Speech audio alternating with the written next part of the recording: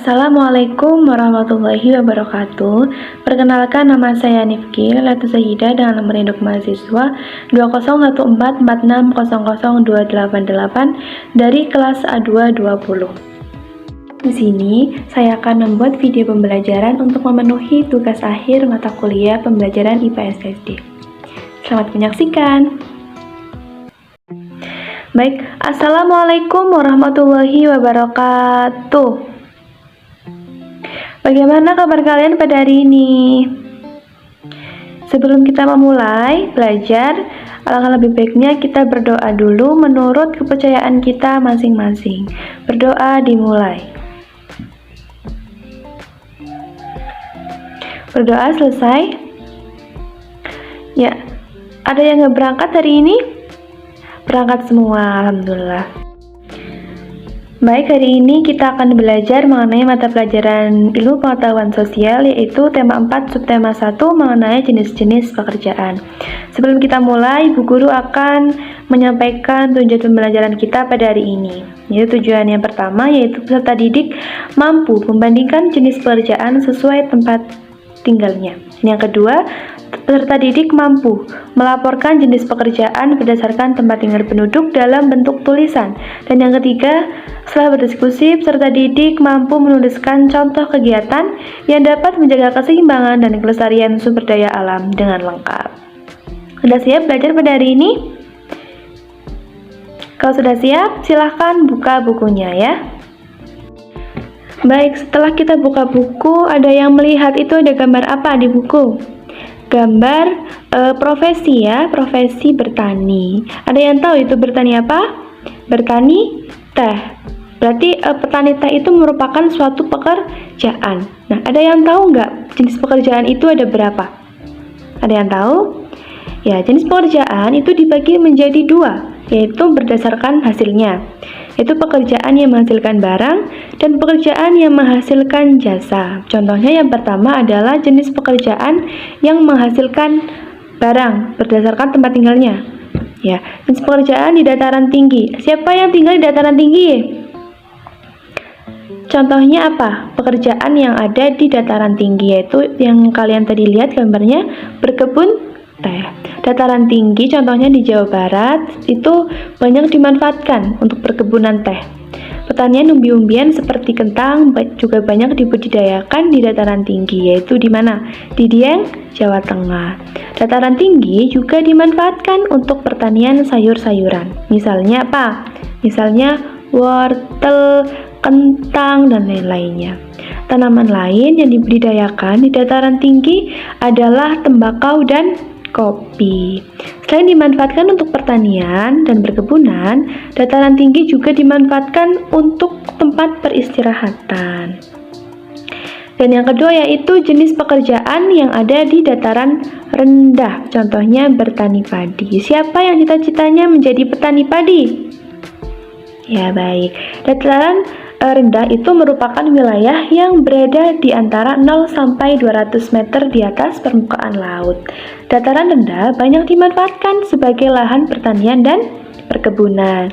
Biasanya tanaman yang dibudidayakan di dataran rendah itu antara lain padi, jagung, buah-buahan, dan sayur-sayuran. Kota-kota besar yang berada di daerah dataran rendah juga banyak membangun gedung-gedung bertingkat. Sungai yang berada di dataran rendah juga dapat dijadikan sebagai sarana transportasi. Sarana transportasi yang ada di sungai itu apa aja sih kalau Bu Guru boleh tahu? Ada perahu, ada getek, dan lain sebagainya. Dan yang ketiga adalah jenis pekerjaan yang ada di daerah pantai. Nah, daerah pantai itu merupakan daerah perbatasan antara daratan dan lautan. Sebagian besar wilayahnya itu berupa tanah berpasir dan karang. Pantai dimanfaatkan sebagai pariwisata. Siapa di sini yang kalau liburan sukanya wisata di pantai? Siapa? Tunjuk tangan. Baik. Pantai juga dimanfaatkan oleh nelayan untuk menangkap ikan. Hasil tangkapan kemudian dijual ke tempat pelelangan ikan. Nah, pantai juga dimanfaatkan untuk menanam tanaman kelapa. Hasil tanaman ini yaitu buah kelapa dan daunnya itu nanti dijualnya ke pasar. Yang selanjutnya yaitu kegiatan ekonomi berupa jasa. Jadi seperti kita ketahui bersama ya anak-anak, kebutuhan hidup manusia itu banyak, yaitu makan, minum, pakaian, perumahan, pendidikan, kesehatan, hiburan, dan rekreasi. Yaitu untuk memenuhi kebutuhan hidupnya, manusia itu pasti memerlukan yang namanya usaha, yaitu supaya kebutuhan yang tadi disebutkan itu bisa tercukupi dengan baik. Usaha manusia untuk memenuhi kebutuhan hidupnya itu disebut kegiatan ekonomi. Kegiatan ekonomi itu bisa kita lakukan dalam bentuk apa saja. Misalnya dalam bentuk produk maupun jasa. Nah, tadi sudah menyebutkan dalam bentuk produk, yaitu setelah ini dalam bentuk jasa. Contohnya rumah makan. Siapa di sini yang nanti kalau udah gede mau punya rumah makan? Kalau punya rumah makan, kita juga harus mempunyai tenaga kerja. Tenaga kerja untuk membantu dan mengembangkan rumah makan itu, yaitu yang pertama pelayan, kedua kasir, dan ketiga koki. Rumah makan juga pasti memerlukan 3 elemen itu supaya berkembang dengan baik. Dan yang kedua adalah hotel. Yang kerja di hotel itu apa saja ya anak-anak? Ada yang tahu tidak?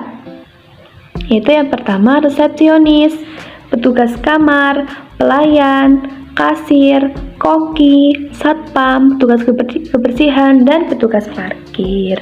Dan yang ketiga itu ada apa? Supermarket. Supermarket itu yang kerja di situ itu siapa saja ya? Itu ada kasir, pramuniaga, petugas parkir, dan petugas kebersihan. Dan yang keempat adalah rumah sakit. Pasti kalian tahu nih, yang kerja di rumah sakit itu siapa saja? Siapa? Ada dokter, perawat, apoteker, dan petugas kebersihan. Gitu ya.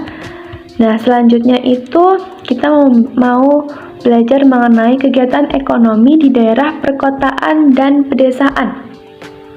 Nah, siapa ya di sini yang pernah tinggal di kota? Pasti berbeda kan dengan yang tinggal di sini, pekerjaannya pasti sangat berbeda. Contohnya kalau perkotaan itu banyak terdapat perkantoran, mal, dan pertokoan. Jadi orang-orang yang tinggal di situ pasti bekerja seperti menjadi karyawan kantor, menjadi satpam, menjadi penjaga toko, dan menjadi pemilik toko. Ini yang kedua adalah di pedesaan. Di pedesaan itu seperti yang kita tinggal pada saat ini ya. Jenis pekerjaannya apa saja? Karena di sini kan terdapat pertanian, perkebunan, dan peternakan. Contohnya apa saja yang kerja di sini? Yaitu ada petani, pemilik lahan, distributor pertanian, peternakan, penjual pakan ternak, dan juga lain sebagainya. Banyak sekali pekerjaan.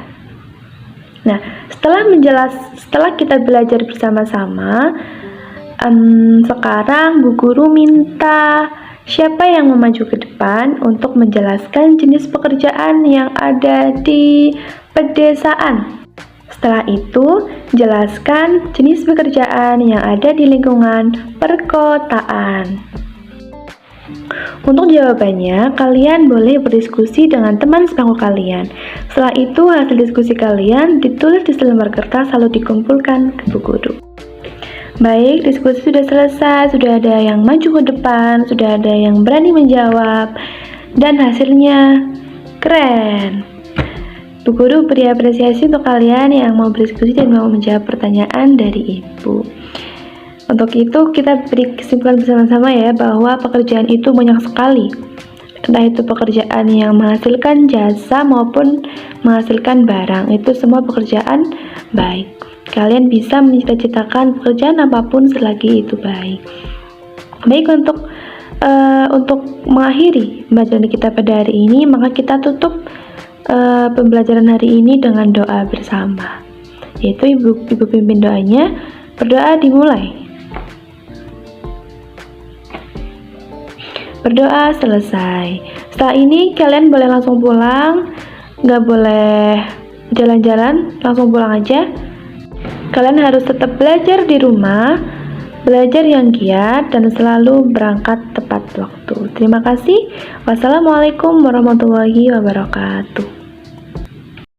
Demikian video yang saya buat, kurang dan lebihnya saya mohon maaf. Billahi taufiq wal hidayah. Wassalamualaikum warahmatullahi wabarakatuh.